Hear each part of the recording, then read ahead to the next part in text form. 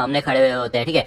मतलब यार ये रीएवैल्यूएशन सेंटर है, यहाँ पे रीएवैल्यूएशन होता है, तो ये सब के सब लोग यहाँ पे खड़े होते हैं, इनको कुछ न्यूज मिली होती है। अब न्यूज क्या मिली होती है मैं आपको बताता हूँ, ठीक है। अब ये लोग नोटिस करते हैं यहाँ पे एकदम से दो गाड़ियां आकर रुकती है, इसमें बेक युन हो व्हाइट टाइगर गिल्ड का और चॉय जोंगिन होते हैं हंटर्स गिल्ड का, ठीक है। अब ये दोनों भी यहाँ पे आए होते हैं और आपको पता है काफी जाने माने बंदे हैं। अब ये लोग सोचते हैं कि ये प्रेस यहाँ पे क्या कर रहे हैं, रिपोर्टर्स क्या कर रहे हैं। तो रिपोर्टर इन दोनों से पूछते हैं कि क्या आप लोग भी ली मिनसुंग को रिक्रूट करने के लिए आए हैं। तो ये दोनों ही साफ साफ मना कर देते हैं कि इनका कुछ और ही पर्पस है, ये लोग किसी और काम से यहाँ पे आए हैं। ओके, अब ये दोनों यहाँ पे बात करने लग जाते हैं कि कैसे जिन्वू ने इन दोनों की ही गिल्ड्स की मदद की है। ओके, और ये दोनों का ही मेन मोटिव होता है कि ये संग जिन्वू को अपने गिल्ड में किसी तरह शामिल कर पाए। इन दोनों के बीच में भाई काफी 36 का आंकड़ा हो जाता है इस चक्कर में। ओके, तभी यहाँ पे फील्ड गिल्ड का मास्टर आता है, ठीक है, और वो कहते हैं कि अगर तुम ली मिनसुंग को यहाँ पे रिक्रूट करने नहीं आए तो तुम्हारा और क्या मतलब हो सकता है। तो यार ये दोनों गुस्से में बोलते हैं कि अबे क्या फर्क पड़ता है उसका नाम क्या हो, ली मिनसुंग मेरे को कोई फर्क नहीं पड़ता, ठीक है ना। ये बंदा सोचता है कि भाई क्या हो गया, इन दोनों को काफी सिंक में है ये लोग। तभी यहाँ पे जिन्वू आ जाता है, वो सोचता है कि यहाँ पे इतने सारे रिपोर्टर्स क्या कर रहे हैं। दूसरा यहाँ पे हमें जिन्हा के स्कूल का सीन दिखाया जाता है। अब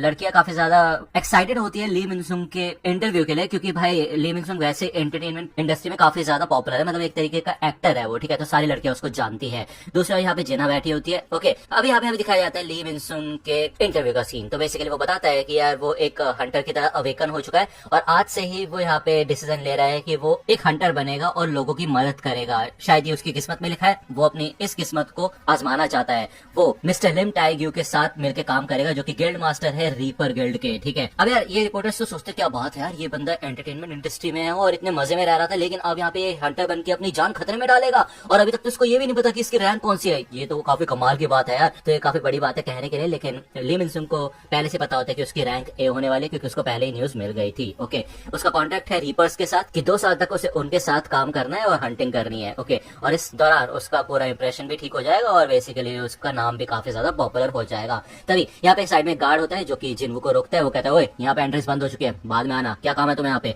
तो जिन्वू कहता है इवैल्यूएशन होने वाला है मेरा। तो मिनसुंग मन में कहता है कि ये बेवकूफ कौन है और कर क्या रहे हैं यहाँ पे। तो ये गार्ड कहता है कि ओए एंट्रेंस क्लोज है, तुम्हें समझ नहीं आ रहा। तभी पीछे से गोगुन ही आता है, वो कहता है कि मुझे नहीं लगता एंट्रेंस क्लोज है, ये नौजवान मेरा गेस्ट है तो इसको अंदर आने दो। ओके, और वैसे भी मैंने तुम लोगों को कहा था ना कि इस टाइम कोई भी प्रेस कॉन्फ्रेंस मत रखना। तो गुन ही यहाँ पे जिन्वू को अपने साथ लेके अंदर चला जाता है और मिनसुंग कहता है कि चलो फिर ठीक है, मैं एक बार अंदर जाके पूछ के आ जाता हूँ अपना शेड्यूल। लेकिन अंदर जाए उससे पहले यहाँ पे जिनचो लाके खड़ा हो जाता है। वो कहता है कि अभी किसी और का रीअसेसमेंट चल रहा है, ठीक है, तो तुम्हें थोड़ा वेट करना पड़ेगा। तो मिनसुंग कहता है ओए तुम्हें पता है ना कि मैं हूँ कौन, एक शब्द बस और उसके बाद तुम्हारी नौकरी चली जाएगी। जिनचुल कहता है कि मुझे घंटा फर्क नहीं पड़ता तुम कौन हो, ठीक है, लेकिन मुझे तुम्हारा ये एटीट्यूड बिल्कुल पसंद नहीं आ रहा। यहाँ पे हमें अंदर का सीन दिखाया जाता है और हमें दिखाया जाता है कि चॉय जोंगन और बेक काफी देर से इधर इंतजार कर रहे होते हैं। तो गुनी बताता है कि इन्हें जब पता चला कि तुम्हारा आज रिजल्ट है तो ये लोग यहाँ पे आ गए। ओके, पिछले 2 साल से कोई भी एस रैंक का हंटर यहाँ पे नहीं आया है, तो ये लोग भी काफी ज्यादा इंटरेस्टेड है। अब ये एक रूम के अंदर आ जाते हैं। इस रूम के अंदर गोगुन ही, जिन्वू और इधर रीअसेसमेंट वाला जो बंदा होता है वो होता है। ओके, उससे पूछा जाता है कि तुम्हारे स्किल्स के बेसिस पे हम तुम्हें जज करेंगे, हंटर एबिलिटीज तुम अपनी दिखाओ, हमें क्या क्या कर सकते हो। ओके, क्या क्या पावर्स है तुम्हारे अंदर। तो इधर जिन्वू अपने कुछ शैडो सोल्जर्स को बाहर निकालता है। ओके, वो कहता है अच्छा तो तुम एक मेज हो, तुम शैडोज को समन कर सकते हो। तो गुनी कहता है कि देखो हमने तुम्हारी रिपोर्ट पढ़ी है और जिनचुल की रिपोर्ट में साफ लिखा था कि तुम इससे ज्यादा कर सकते हो, तो ठीक है फिर दिखाओ हमें। तो जिन्वू कहता है यार ठीक है यार, मतलब इतना छुपाने को कोई मतलब नहीं बनता, सबको पता ही है। तो यहाँ पे अपनी सारी शैडोज को बाहर निकाल देता है, मतलब ज्यादातर शैडोज को। अब जब वो अपनी शैडोज को निकाल रहे होते हैं तो ऑब्वियस सी बात है बाहर खड़े हुए चॉय जोंगिन और बेक युनहो को साफ साफ महसूस होता है अंदर का ऑरा कि भाई खतरनाक तरीके से बढ़ने लगी है एनर्जी। और ये लोग समझ जाते हैं कि भाई ये है असली पावर संग जिन्वू की। और जिन्वू कहता है कि अभी ऐसे और 100 सोल्जर्स को मैं बाहर निकाल सकता हूँ। तो भाई ये देख के यहाँ पे हो जाता है कंफर्म, ठीक है, कि भाई काफी कमाल का है जिन्वू। उसको उसकी नई हंटर आईडी मिल जाती है कि वो एक एस रैंक का हंटर बन चुका है ऑफिशियली।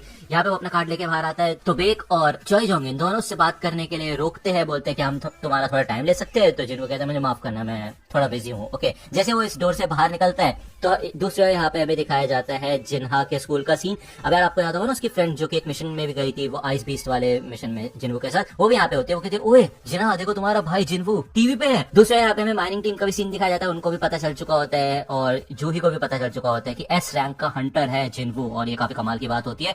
और बेसिकली मिन सुन के तो वाट लग जाती क्योंकि उसने इतनी सारी भीड़ अपने लिए इकट्ठा की थी और ये सारे के सारे बंदे भाग चुके होते हैं जिन्वो के लिए। ओके, और ये काफी बड़ी बात है कि भाई वो एक एस रैंक का हंटर बना है क्योंकि काफी समय बाद कोई एस रैंक का हंटर आया। दूसरी ओर यहाँ पे हमें जिन्हो का सीन दिखाया जाता है जो कि अपने डैड से मिलने के लिए आता है। ओके, उसके डैड पूछते हैं कि क्या तुम सक्सेसफुल हुए, तो जिन्हो बताता है कि नहीं मैं अनसक्सेसफुल हुआ, मैं उनको अपने गिल्ड में शामिल करने के लिए नहीं मना पाया। तो यहाँ पे हमें पहले का सीन दिखाया जाता है जब उसने जिन्हो से बात की, तो जिन्हो उसे यही बताता है कि देखो मैं और भी ज्यादा ताकतवर बनना चाहता हूँ और अगर मैं किसी भी ऑर्गेनाइजेशन को ज्वाइन करूंगा ना तो वो मेरे रास्ते में आएगा फिर, ठीक है ना, तो मैं ऐसा नहीं कर सकता। जिन्हो अपने डैड को बताता है कि जिन्हो ने उसको कहा कि वो उसके साथ ज्वाइन हो जाए, ठीक है, तो उसके डैड को काफी गुस्सा आता है। वो कहते हैं कि एक तो तुम मेरे पास आए और तुमने अपने भाई की जगह छीनने की कोशिश की, ठीक है, उसके बाद अब तुम कह रहे हो कि तुम्हें इस चीज से कोई फर्क नहीं पड़ता, तुम उसके लिए काम करना चाहते हो। तो जिन्हो सोचता है वो सारे पल जो कि उसने जिन्हो के साथ बिताए थे, तो वो कहता है हाँ मैं जरूर मिस्टर संग के साथ काम करना चाहूंगा। दूसरा यहाँ पे हमें जिन्हो का सीन दिखाया जाता है। अब वो यहाँ पे भाई काफी ज्यादा कंफ्यूज हो चुका होता है क्योंकि इतनी सारी मीडिया होती है यहाँ पे। तो बेक उसे कहता है कि हे यहाँ पे ये सब तुम्हारा दिमाग खा जाएंगे तो चलो तुम्हारे घर छोड़ देते हैं हम तुम्हें, ठीक है। तो जिन्हो यहाँ पे भाई एकदम से पलक झपकते गायब हो जाता है और इन सबके पीछे आ जाते हैं रिपोर्टर्स के, ठीक है। चोई जोंगिन कहते हैं क्या बात है यार, ये बंदा एक मैजिशियन होने के साथ साथ फिजिकली भी काफी तगड़ा है कि नहीं बेक। लेकिन बेक तो यहाँ पे भाई काफी खतरनाक तरीके से शॉक हो जाता है। वो कहते इतना फास्ट मैं भाई अपनी आंखों से पकड़ भी नहीं पाया उसको, मतलब पिछली बार जब मैं उससे मिला था वो इतना ताकतवर नहीं था, अब और भी ज्यादा ताकतवर हो गया क्या, ऐसा कैसे हो सकता है भाई। तो भाई अब जिन्हो के पास एस रैंक की आइडिया आ चुकी है तो अब वो महंगे महंगे टूल्स को भी खरीद सकता है। ओके, अपने उस ऑर्ब को भी बेच सकता है, उसके ऊपर कोई शक नहीं करेगा, ठीक है। तो यहाँ पे वो हंटर्स ऑक्शन नाम की एक बिल्डिंग में आता है। ओके, ये शॉप होती है, शॉप ही मान लो, ठीक है। यहाँ पे बंदे मतलब इक्विपमेंट्स खरीद सकते हैं। जिन्हों बता देता है कि उसको एक एसिड इंजन के लिए टूल्स चाहिए जो कि काफी ज्यादा गर्म है, तो हीट से बचने के लिए और आग वाले अटैक से बचने के लिए। तो ये बंदा एक केप दिखाता है जो कि वो अपने कपड़ों के ऊपर पहन सकते हैं और एक रिंग जो कि आसानी से हाथों में पहनी जा सकती है, और ये दोनों ही काफी कमाल की होती है, ठीक है। जिनको कहते हैं इसका प्राइस क्या है, तो ये बंदा प्राइस बताता है। तो जिनको कहता है क्या कुछ डिस्काउंट नहीं हो सकता क्या, तो ये कहता है कि सॉरी सर कोई डिस्काउंट नहीं हो सकता, यहाँ पे जो भी चीजें हैं वो फिक्स प्राइस पे है। लेकिन हाँ एक चीज है, अगर आप ये ग्लास तोड़ेंगे तो आपको शायद फ्री में मिल जाए सारी की सारी चीजें, ठीक है ना। वैसे तो ए रैंक के नीचे के हंटर्स इसको हिला भी नहीं सकते, तो कोई दिक्कत वाली बात नहीं है। तो जिन्हों मन में कहता है वैसे कुछ तो मैजिक पावर सेंस हो रही है मेरे को, और देखते हैं, ठीक है, फिर ट्राई करके देखते हैं। वो यहाँ पे पूरी तरह से तैयार हो जाता है इसको तोड़ने के लिए, लेकिन ये बंदा उसे रोक देता है और कहता है अरे सर सर मैं मजाक कर रहा था, बस शायद मेरी गलती है कि मैंने मजाक को ज्यादा ही लंबा खींच दिया, मुझे माफ कीजिएगा प्लीज। तो जिन्हों कहता है ओह अच्छा ऐसी बात है क्या, चलो ठीक है फिर मेरे को थोड़े डैगर्स वगैरह दिखा दो। तो साइड में से एक बंदा आता है, कहता है ठीक है सर मैं आपको वेपन्स दिखाता हूँ। अब ये बंदा जो खड़ा होता है पहले से वो देखता है कि यार यहाँ पे इस ग्लास केज के अंदर ना क्रैक आ चुका होता है। वो कहता है यार ऐसा कैसे हो सकता है, इस बंदे ने तो उसको टच भी नहीं किया, मतलब क्या चल रहा है भाई। दूसरा यहाँ पे हमें डैगर्स दिखाए जाते हैं। ओके, अब यार एक डैगर की कीमत ही बहुत ज्यादा होती है, हद से ज्यादा होती है, तो जिन्हों शौक हो जाता है। अब वो सोचते हैं कि यार इसकी तो कसाका वाला जो डैगर था ना उसकी जितनी होगी भाई एबिलिटी, तो यार क्या ही मतलब बनता है कि नहीं। तो यहाँ पे अपना एक डैगर निकाल के दिखाता है और इसकी कीमत ये सेल्समैन काफी ज्यादा बताता है। इसे देख के यहाँ पे जिन्हों शौक हो जाता है और उसे समझ आ जाता है कि भाई यार वो जो डैगर ये 100 मिलियन का बता रहा है ना, असलियत में जिन्हों ने 2.8 मिलियन का गोल्ड में लिया था। तो ऑब्वियस बात है उसको यहाँ पे अपनी वाली चीजें बेचनी नहीं चाहिए और जो स्पेयर ऑफ एवरेस्ट है उसको अपने साथ ही रखना चाहिए, ठीक है। यहाँ पे रात हो जाती है, हमें बेक योनहो का सीन दिखाया जाता है। वो मन में यही सोचता है कि भाई ऐसा कैसे हो सकता है भाई कि ये बंदा इतना ज्यादा ताकतवर कैसे हो गया, इसकी रीअवेकनिंग तो हो जानी चाहिए थी ना, मतलब खत्म हो जानी चाहिए थी, उसके बाद भी इसकी पावर बढ़ती जा रही है। कहीं ऐसा तो नहीं कि ये बंदा ऐसा हंटर है जो कि हमेशा रीअवेकन होता रह सकता है और ज्यादा ताकतवर बनते रह सकता है। दूसरा यहाँ पे हमें सुबह का सीन दिखाया जाता है जिन्हा के घर का, और जिन्हा यहाँ पे खिड़की से बाहर देखती है और वो फाइनली चैन की सांस लेती है कि उनके घर के बाहर कोई भी रिपोर्टर नहीं है, ठीक है। वो काफी परेशान हो चुकी होती है। तो जिन्हों कहते हैं ओह क्या हो गया, रिपोर्टर्स को देख रहे हो सकता है कि एसोसिएशन वालों ने भगा दिया हो।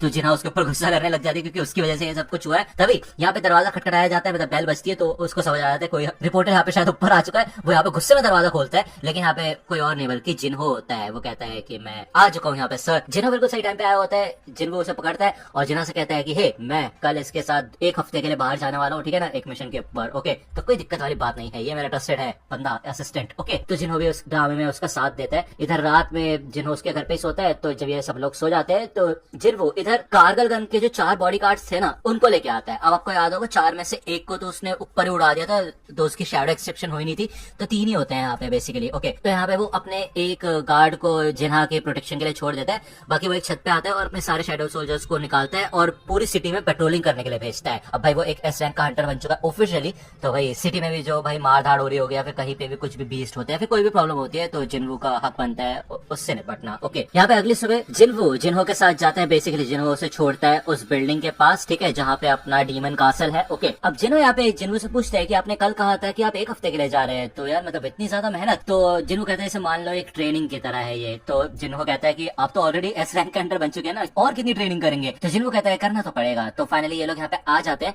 अब यार बेसिकली ना हमें आसमान में ना कुछ उड़ता हुआ दिखाया जाता है, क्लैरिटी नहीं दी जाती लेकिन कुछ तो है, इसकी क्लैरिटी हमें एपिसोड के एंड में मिलेगी। ओके फाइनली जिनको यहाँ पे इस डीमन कासल के अंदर फिर से आ चुका होता है, अपने रिंग पहन लेता है वो जो वाटर के साथ इंचेंटेड होती है, और विंड वाला केप पहन लेता है। दोनों को पहन के वो फुल्ली रेडी हो जाता है। अब जब वो यहाँ पे घुसता है ना तो एक क्वेस्ट इन्फो से मिलता है इस डीमन कासल का कि उसका जो मेन गोल है ना वो है डीमन मोनार्च को हराना। अब यार देखो डीमन मोनार्च और मोनार्चिस के बारे में मैं अलग वीडियो बना चुका हूँ, वो सारे आप जाके देख सकते हो कमेंट सेक्शन में या फिर मैं आई बटन में पिन कर दूंगा। एंड मेरे को साथ में ये भी बता देना, कुछ लोग कहते हैं भाई मोनार्च नहीं होता मोनार्क होता है, तो वो भी आप कंफर्मेशन दे सकते हो मेरे को, कोई दिक्कत वाली बात नहीं, जैसा आप बोलोगे मैं वैसा प्रोनाउंस करूंगा। ओके तो काफी कमाल के रिवॉर्ड्स उसे मिल रहे होते हैं इस क्वेस्ट में। दूसरा यहाँ पे हमें जिन्हो के घर का सीन दिखाया जाता है। अब यार उसकी मॉम उसके डैड को ये कहती है कि वो घर छोड़ के भाग चुका है, कुछ दिक्कत वाली बात नहीं, तो उसके डैड कहते हैं देखो यार वो काफी अजीब होता जा रहा है, ठीक है, और अपनी मन मर्जी कर रहे हैं। तभी यहाँ पे उसके डैड को कुछ होने लग जाता है और उनकी आंखें बंद हो जाती है, वो नीचे कोलैप्स हो जाते हैं। डीमन कासल में इधर काफी बड़े बड़े मॉन्स्टर्स होते हैं और टस्क को यहाँ पे वो इस ऑर्ब को देता है, और भाई ये टस्क इस ऑर्ब का इस्तेमाल करके ना काफी खतरनाक अटैक करता है इस बड़े से मॉन्स्टर पे